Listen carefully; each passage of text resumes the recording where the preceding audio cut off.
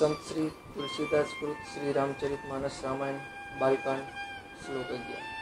कुंद ईदु समदेह उमा रमन करुणा अयन चाही दिन पर नेह करऊ सोपा मर्दन मयन। अर्थात मोगराना पुष्प અને ચંદ્રમા જેવું જેમનું શરીર છે, જે પાર્વતીજીના પ્રિયતમ અને દયાના ધામ છે, અને જેમને દિનજનો પ્રત્યે સ્નેહ છે, તે કામદેવનું મર્દન કરનારા શંકરજી મારા ઉપર કૃપા કરો.